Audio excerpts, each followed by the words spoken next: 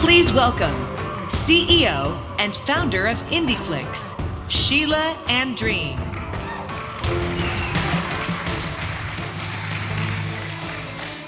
Hello. Gosh, thank you all for coming out. I'm Sheila, the CEO of IndieFlix, which is a global streaming and screening service of content for a purpose.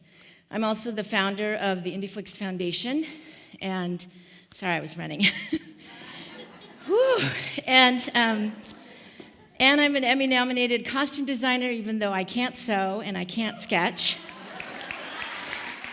And I just recently wrote a book called The Creative Coping Toolkit, which is about gamifying, talking about our feelings and helping us to connect, to feel like we belong and that we matter. And then I also direct and produce social impact films, which I screen in schools and corporations and organizations around the world.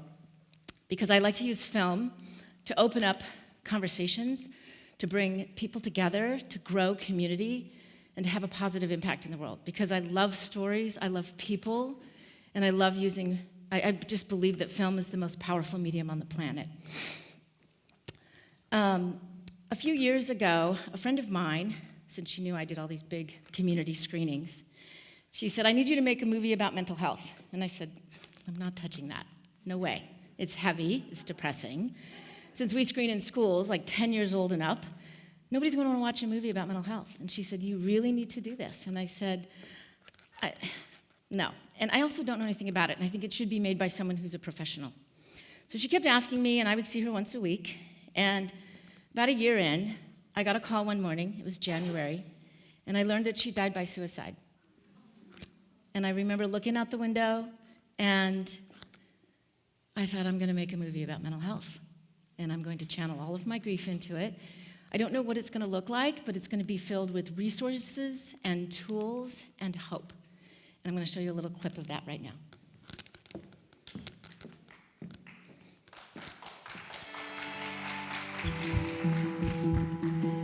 My hands start to shake. I feel like I can't breathe. I kind of start to breathe really rapidly and I can't slow my breathing.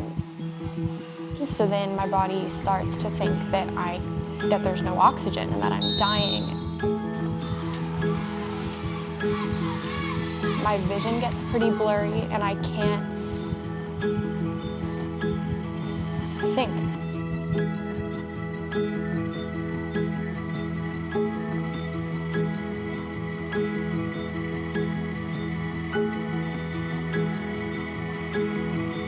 I don't know what the brain does to cause that, but it's nasty.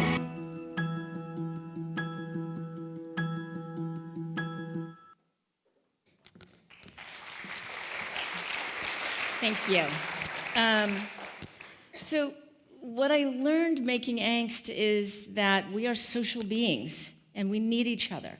Like we need to physically be in each other's space because when we look in each other's eyes, there's like a brain chemical that washes over the brain that helps to boost our immune system and creates a feeling of well-being. It's going to be challenging with the coronavirus, how we're going to do that. I guess no more than 10 people. I also learned that we need to speak up. Anxiety is 100% treatable, so there's no reason to be walking around struggling and suffering in silence.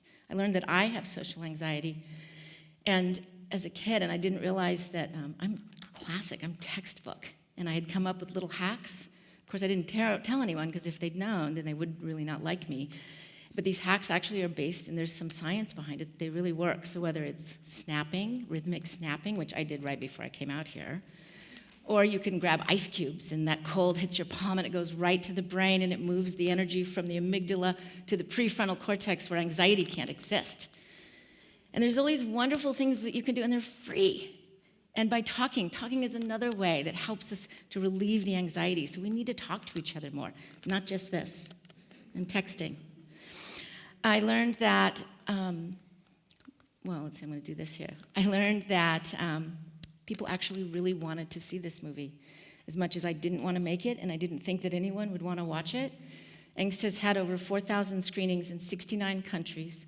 It's been subtitled into 7 languages, and it's now used as part of ongoing education for educators, behavioral therapists. It's used in treatment for licensed professionals with their clients or patients, and it's also being used in mental health, rehabs and facilities.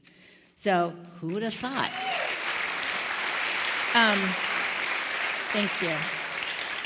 But in making Angst, it came up that people said the reason anxiety is on the rise is because of social media. And I thought, is that true? Is that the whole reason? So I wanted to make a whole movie about that. And I decided to make a movie called Like, and I'm going to show you a little piece of that.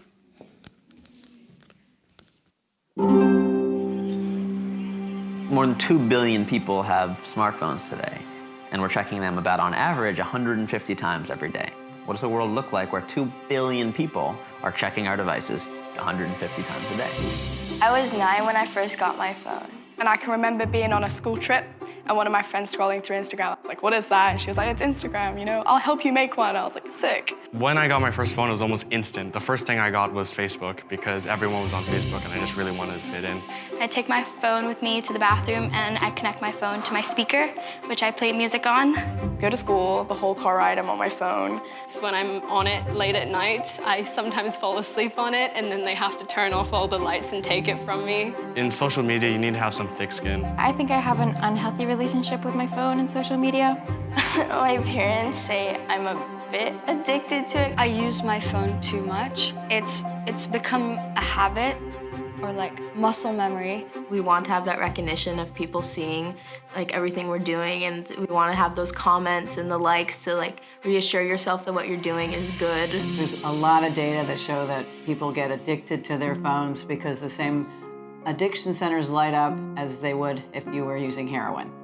And also, if you're in love with someone, there's another part of your brain that lights up on an MRI, and people have that same part of their brain light up about their phone.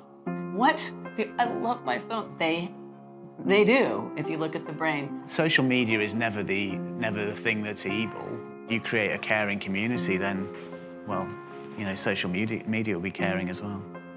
The things that I think is most important for teenagers and young people to understand is these devices are not designed for you in many ways. That you are not the customer, you are the product being sold here.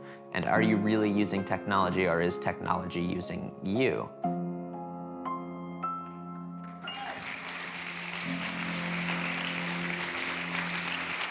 Thank you. So Like is really fun to make because everyone was willing to talk to us because we could all relate to this, and now there's the condition of text neck, every time you look down, it's like another 12 pounds. But so Like is actually, it's newer, so it's coming up on 1,000 screenings in, I think, close to 29 countries. And, these apps, it's designed to addict. It's about time on site. That's what creates the ROI for the companies.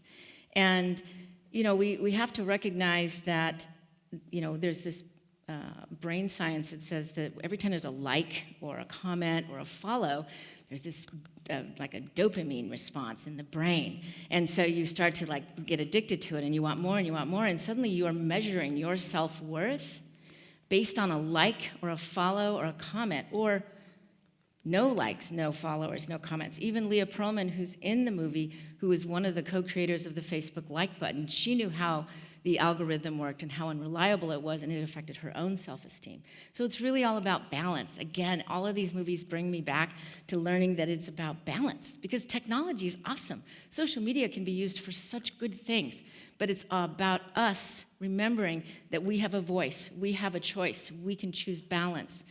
JOMO instead of FOMO. Does anyone know what JOMO is? Joy of missing out, it makes you present. Exactly. That's the coolest thing. And I also learned that there's these amazing, great brain hacks you can do, like to have fun with disrupting your own patterns and creating a healthier relationship with your phone. So there's turning your phone to grayscale. You can look it up. You can also go to any of our sites and see it. When your phone is gray, it doesn't light up your brain as much. You can also turn off notifications from Tinder and Zappos and anything where there's not a human being. Only leave the human being ones on. And you get an alarm clock. How many people here use their phone as an alarm clock? Okay, oh my gosh, we should buy stock in alarm clocks. When you wake up and the first thing you look at is your phone, your brain lights up because that is so brilliant. And then everything else in your life, in your room, it just pales in comparison, including the person next to you.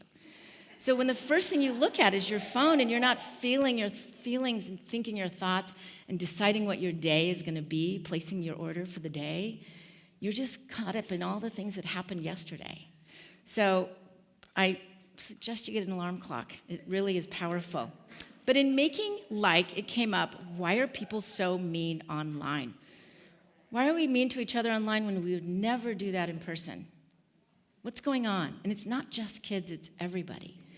So I decided to make another movie, and it's the third in the trilogy, and it's called The Upstanders. And I really wanted a film that was proactive and positive, so it's not the bystanders, and it's not the bully. By the way, people aren't bullies, they just act like bullies. And people aren't victims, they are targets. So our words are really important as well. The Upstanders was, I just really wanted to go and explore bullying and cyberbullying, but for me, it was a very personal one and the most challenging to make because I had been bullied as a kid in 3rd grade, being half Chinese in an all-white community in Breckenridge, Colorado. We didn't have technology in those days, so it was more physical bullying. But I was, kicked, spit on, locked in a supply closet in a classroom and left there all day. And this went on for a long time. But I made a promise to that 3rd grade girl in the closet, and I said, if you have a chance to make sure that someone else doesn't experience this, go to great lengths. So this movie is that fulfillment of my promise to myself. So I'm going to show you a little clip of that.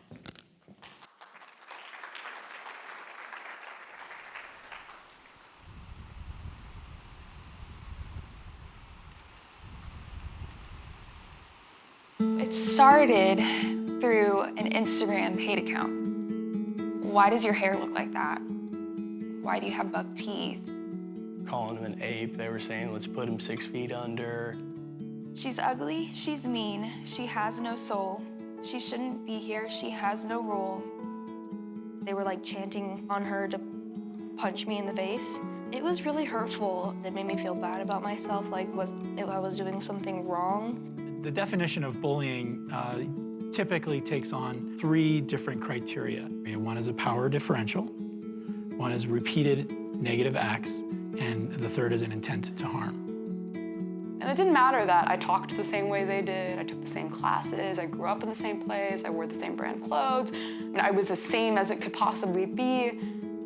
I looked different, I fundamentally was different, and the fact that I was made it really easy.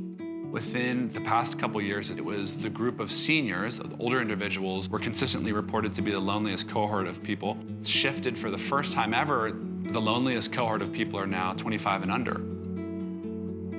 I first learned about the cyberbullying one night where there was an Instagram post, and David came running down into our bedroom crying and screaming that his life was over and he was never going to be able to go back to school. And I got out of bed and I sat on the floor with him to try to understand what was going on, and that's when he showed me his phone. When you are anonymous in an online context, who you are online is not necessarily connected to who you are offline. We're giving a lot of power and opportunity in these devices, more power in these cell phones than it took to land on the moon. How are we getting them to think about the long-term ethical consequences of the quick decisions that they're making on devices that were made for quick decisions? How do we get them to stop? Think critically. We need to teach everyone to find their voice and to feel comfortable using their voice. That's power.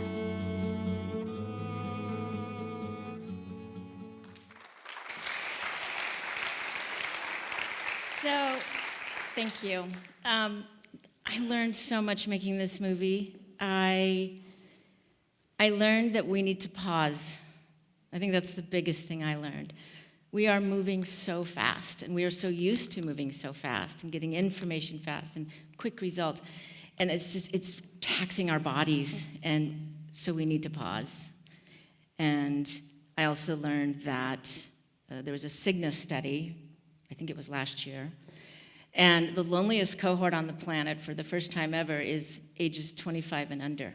and yet they are the most connected. But they're connected in a way that it is a mile wide and an inch deep. It's not as meaningful. It's more like candy, right? Like, and you just can't, we gotta create more balance in life. I also learned that we are all bullies. Because when we look in the mirror, we can say things to ourselves that we would never say to someone else, even though we're like the nicest people, even though we're people pleasers. I was going on the news for my book, and I woke up that morning, and the first thing I looked in the mirror, and I said, oh my God, you should have drank more water. You should have stopped eating carbs a week ago. You didn't get enough sleep. Is that what you're gonna wear? Why didn't you get it dry cleaned? You should have picked your outfit out sooner so you weren't rushing like this. And I thought, would I ever say that to someone else who was about to go on the news? No, and yet it was so subtle and it's so common. And so that's negative self-talk. I'm starting to become more aware of it, thanks to making this film. And I think it's really important that we become, when we pause, when we can just take a moment, we can feel our feelings and we can realize how we're treating ourselves. And I think it's important to disrupt our own behaviors, whether it's the way you drive to school or work. If you put your pants on with your right leg, try it with your left leg. Like, mess with your brain a little bit. Have some fun. It's hacking your own brain. It's really cool. I actually dropped 2 words from my vocabulary. I don't say try and I don't say can't, because I'm not trying to lose weight, I'm not trying to save money, I'm not trying to do anything anymore. I just do it. Sometimes it takes a long time. And it really works. I challenge you, just take one day and you're gonna say it, but you catch yourself. I also don't say can't. And people are like, why'd you give up can't? And I said, because I felt like a victim. Can you come out with us tonight? No, I can't. No, thank you for inviting me, but I'm gonna stay home. I felt like it gave me control of my life again. So here's the thing, try stuff. There we go. Do things, jump in, give it a shot. If it doesn't work, change it up. Don't be afraid, that's not a failure. Changing our minds is a great thing. I don't remember who said the quote, but if we didn't change our minds, we couldn't change the world. I'm living proof that you don't need degrees or credentials to pursue your dreams. I'm a college dropout. I fell in love with a director and went off and made movies, and I'm a CEO. So how does that happen? I've had amazing men in my life. I've had amazing women in my life, but I worked really hard. I did the heavy lifting. I found smart people to be around me who I could trust, who gave me their honest opinions. And lastly, I will say, be curious, have a vision for your life, and you only need one person to believe in you, right? What if that one person was you? Practice self-care. Practice self-compassion. Be good to yourself, because you're modeling for other people how you want to be treated. And you're also modeling for them how they should treat themselves. It's game-changing. It's unbelievable. So, my last favorite quote is, be bold and mighty forces will come. You've got this. Thank you.